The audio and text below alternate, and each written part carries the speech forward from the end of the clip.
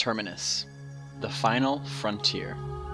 These are the voyages of the dwarf Bazgrim. My mission? To explore strange new worlds, to seek out new life and new civilizations. To boldly go where no dwarf has gone before. Oh, where was I?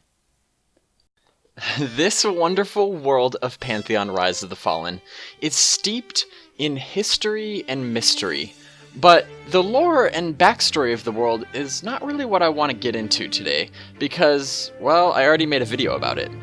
And while the lore is important, I understand that a lot of people are more interested in how the layout of the world will impact gameplay.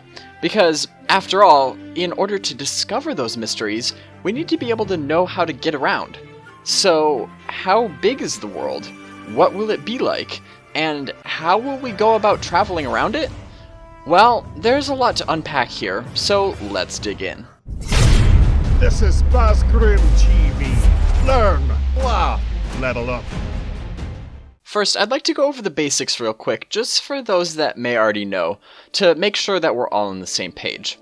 There are 3 known continents in Terminus, and I say known because the lore is very clear that the world actually contains many more continents. They just haven't been explored or charted yet, so that leaves a lot of room for content in future expansions. But as far as we're concerned now, the 3 continents that we'll have access to are Kingsreach, Rainfall, and White Thaw. Now, as you can see, this atlas we have here is in need of a bit of an update, as it doesn't include the continent of White Thaw, but the lore says that White Thaw is directly to the south of Rainfall, not this landmass to the northeast, as some people may think, despite White Thaw indeed being an icy continent. When you start your journey in Terminus, you can choose from 9 races. Each one has its own unique home city, and each of the 3 continents has 3 starting cities. So Kingsreach is where you'll find the human home city of Thronefast, the elven home city of Fairthale, and the halfling home city of Sorhirith, which is in a zone called Wild's End. On the continent of Rainfall, you'll find the Darkmere home city of Cyrenai's Rest, the Ogre home city of Broken Maw, and the Scar home city of Scargull. And lastly, on White Thaw, you'll find the Dwarf home city of Kadasa, the Archai home city of Suroa, and actually floating somewhere above White Thaw is Skyhold, the home of the gnome. So now that we got that out of the way, let's consider the sheer size of the world. I see this question a lot, but it can be a hard thing to quantify exactly in terms of square miles or something like that, but here's what we can say for sure. For one thing, Pantheon is a zone-based game. In other words, it's not seamless, so there will be some loading screens. However, because most of the zones themselves are quite large, you won't be running into zone walls nearly as often as you would in some of the older games. And based on what we know now, determining how many zones there will be at launch is mostly a matter of educated guesswork. There are 22 different zones listed on the atlas we have here. And while I haven't seen a developer specifically confirm or deny it, it's technically possible that a few of these zones may not be accessible at launch and will instead be added in a later expansion or update. But again, the atlas also doesn't include the continent of White Thaw, which has the 3 racial cities plus Amberfate, which we have seen in a stream before. The atlas also doesn't show a few of the other zones that we know to exist from previous streams, such as Halnir Cave, South Sail Peninsula, and Blackrose Keep, all of which are on the continent of Kingsreach. So that, doing some quick math, brings the total known zones to 29. But I think it's safe to assume that there will end up being a few more than that if there are more unmarked zones on Rainfall and White Thaw like there are on Kingsreach. Ultimately, the size of the world mostly comes down to the player's perception of it. What's important is that it be big enough to feel like it's a real, convincing, and immersive world that you can get lost in, and will provide you with enough interesting experiences to keep you busy for a lot longer than just a few months. In the September 2018 Pantheon newsletter, Communications Director Ben Dean talked about how the feeling of a zone's size is determined much more by the density of content rather than the actual total square footage, and how they're applying these principles to their world building moving forward. Quote, "We've taken a lot of the feedback from what the PA testers have given us in the first 3 phases and approached Fairthale in a more refined way. We don't want to put in big zones just for the sake of having big zones. They need to have content to keep them engaging. On the same token, having too many pockets of content can effectively shrink the zone. This is because the pockets stand out as unique experiences which are much smaller in size in comparison to the entire zone. The association then becomes much smaller in scope and effectively shrinks your zone. On the opposite side of things, if zones are too big, without enough content, they feel like vast wastelands. So the trick is in the balancing. Our zones are technically big when looking at it from a pure landmass perspective, but that size is almost irrelevant once you start splitting it into the content pockets," unquote.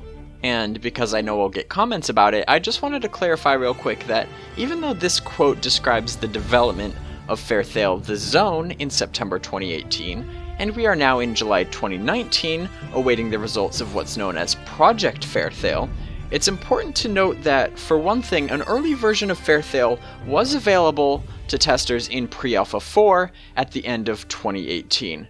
But more importantly, Project Fairthale is a much bigger endeavor than just building this one zone. If you want more information about Project Fairthale, I made a video explaining it in detail, which I'll provide a link to. But anyway, now that we've got a decent idea about the size of the world, let's move on and take a quick look at the landscape and how those zones will be connected. When looking at the atlas, the keen observer may notice some discrepancies in the layout of the world, such that it does not always abide by the natural rules of the real world as we know it. There may be some mountain ranges, rivers, etc. that don't really make sense, and even though the atlas is mostly just conceptual, it's still something to think about. But this is another case of how the lore strongly governs the gameplay.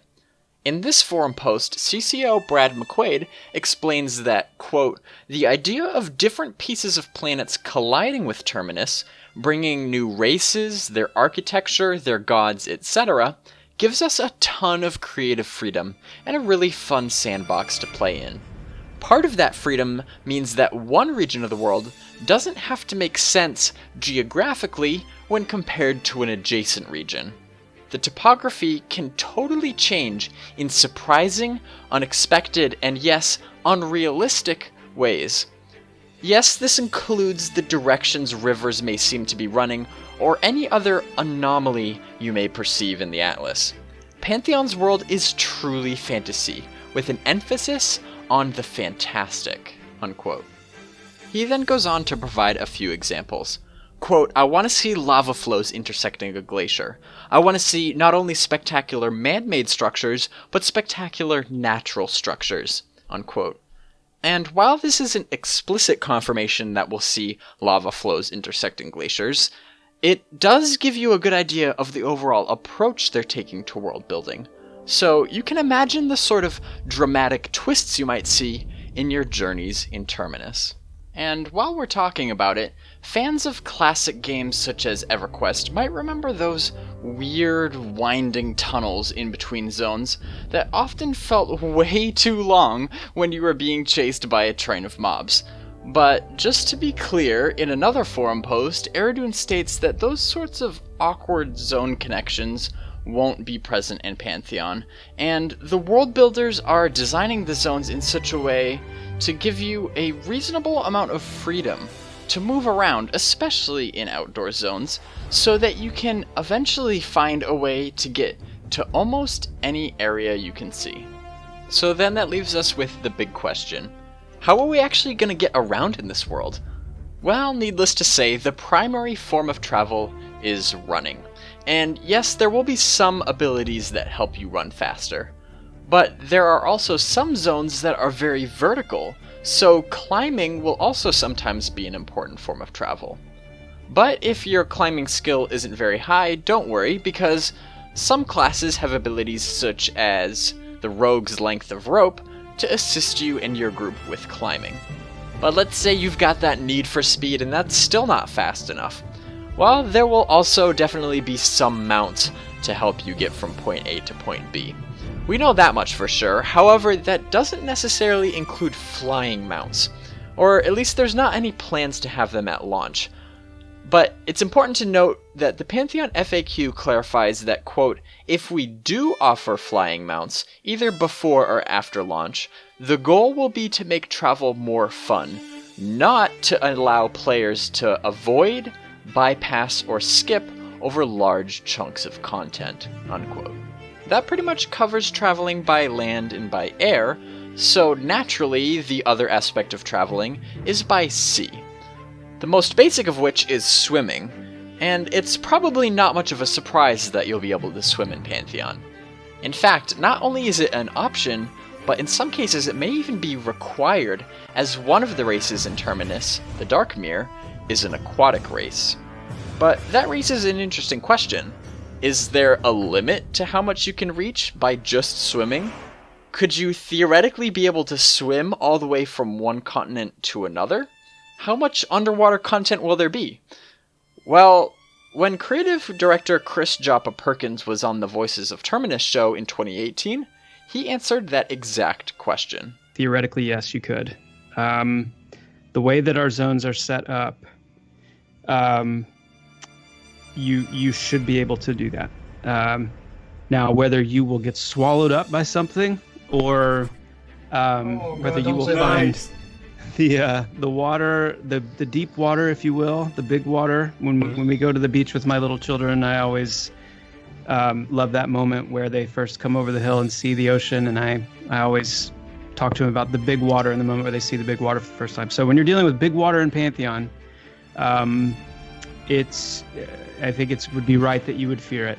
And and I don't mean in the sense that, and I've spoken about this before, and I feel really strongly about this, that we've seen some games in the last several years, and it's worked well for them, and it's been good implementation for the most part. But it's essentially been overland content underwater. Pantheon will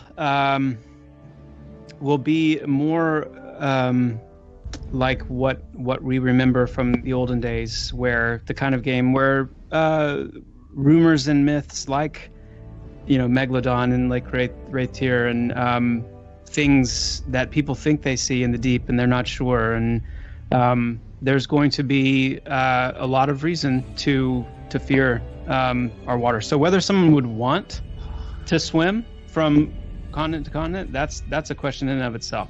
So we can see that swimming will definitely be an option for traveling, even over long distances. But with that comes a lot of the same risk as traveling on land. However, those challenges may sometimes take different forms when in water, such as with the climate system.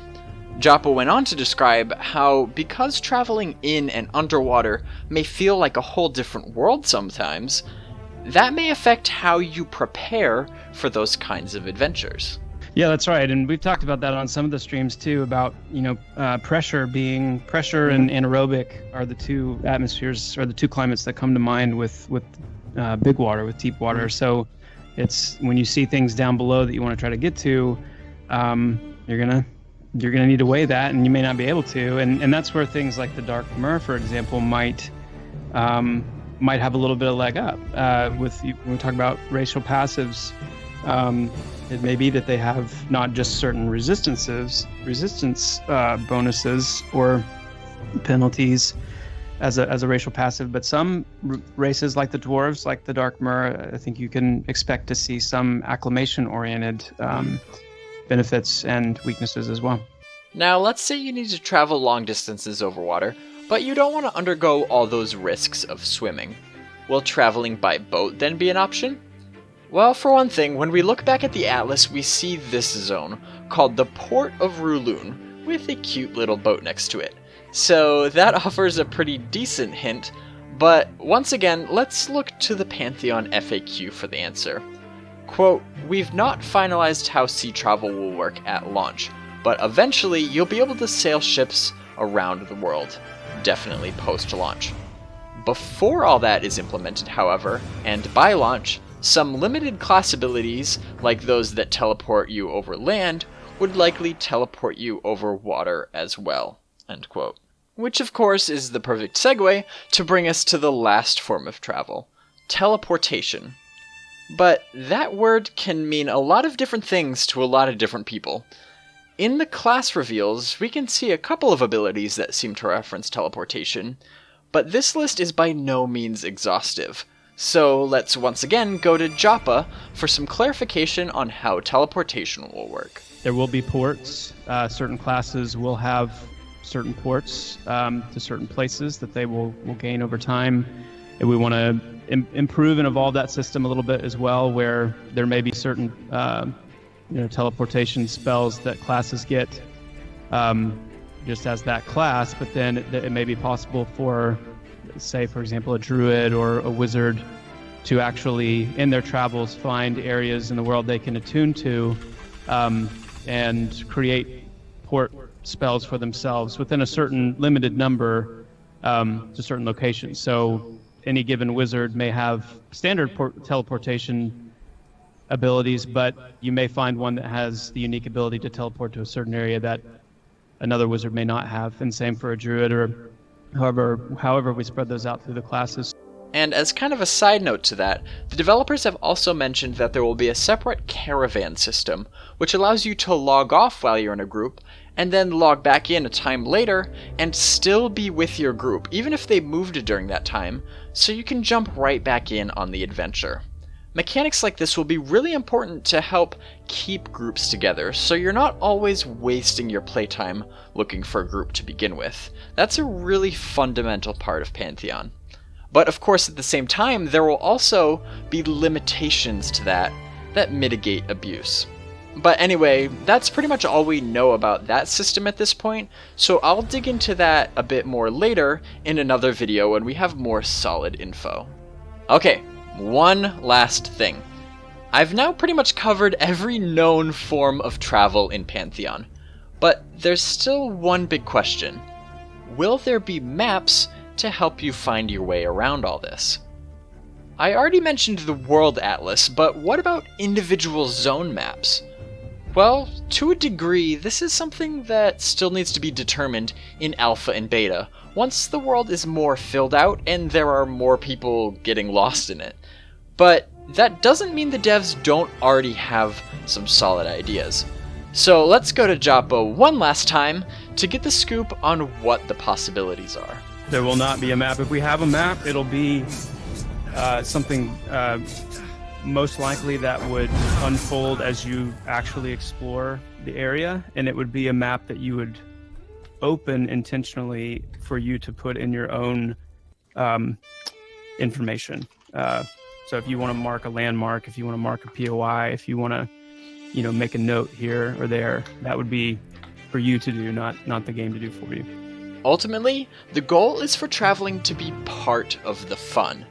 That means making it exciting, risky, and challenging, but also meaningful and rewarding.